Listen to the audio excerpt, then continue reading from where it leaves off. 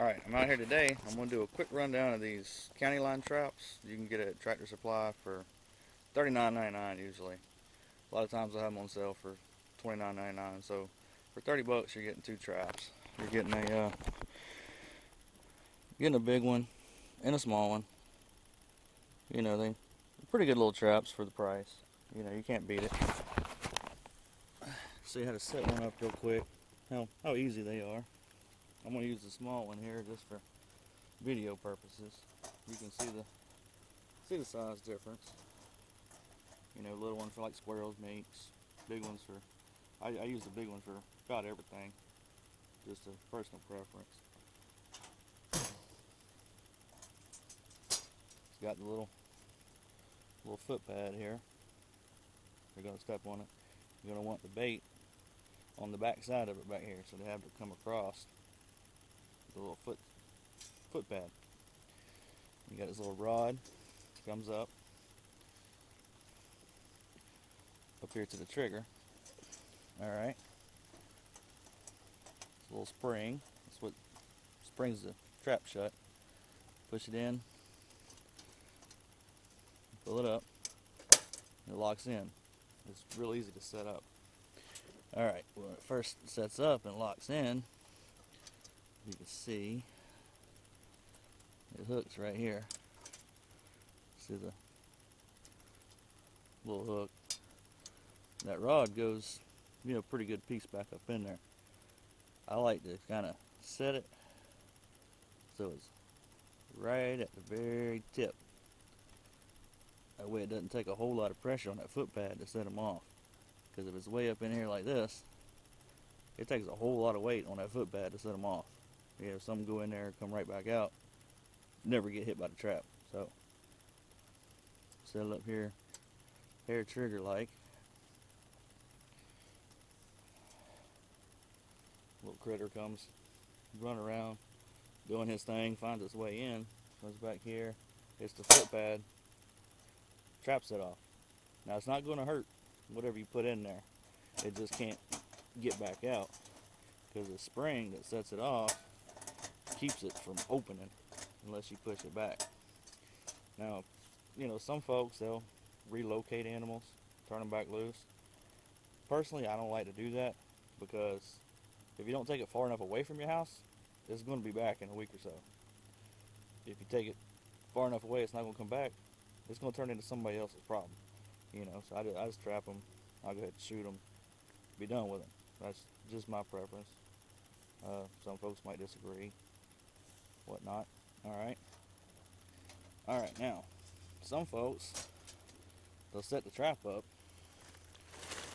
And they'll go ahead and grab some brush and kind of hide it, you know, so there's only one entrance at the front.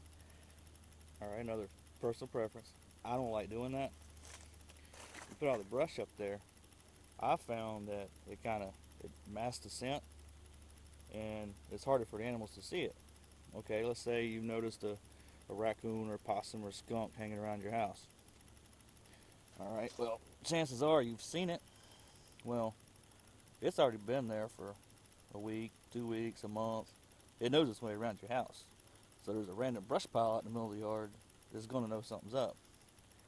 Alright, this is just a trap sitting there. It's a little less intimidating than a big brush pile that's magically appeared. Alright, when I go to set the trap, you know, I'll set it all nice and hair trigger like I showed you. You know, I'll go ahead and set it. You know, remember the bait's going to be behind the foot pad.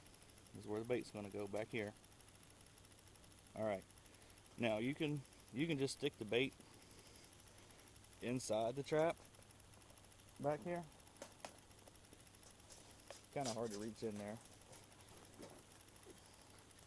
Alright, you can set your bait in there if you wish. You know, that's got to go in there, get it, whatever. But, say you have some bait just setting out. You know, a raccoon, they're pretty good with their arms. They'll just reach in, take out what they want, and never go in the trap. Yeah. I'll leave it closed the rest of the time. Alright, what I like to do is I'll get my knife here. I'll dig a hole in the dirt here. Is that in the right spot? Yeah, that's work.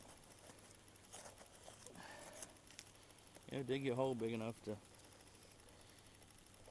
hide your can of whatever you're using. In this case, Vienna sausages.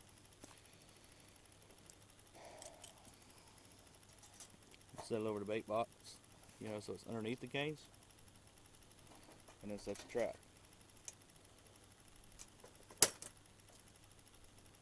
Alright, now, little critter's out, it's walking around. It can't just reach in and take what it needs, so it's got to come around, do its thing, walk in there. It's got to walk in, it can't just reach through. Now, the only thing I don't like on these is these holes. You can see they're rather big. I can stick the thumb in it. They're, about 1 inch square. So, I don't have any right now, but I'm going to get some hardwire cloth like you use for rabbit cages. 1/2 inch by 1/2 inch, 1/4 inch by 1/4 inch. And I'm going to go around the whole back half of this trap. Put a piece here, wrap it around here. That way even a raccoon can't just reach in. Because they got pretty long little arms to reach in there. But if you got a hardwire cloth on there, they won't be able to. And that's about it. If I've missed anything, let me know.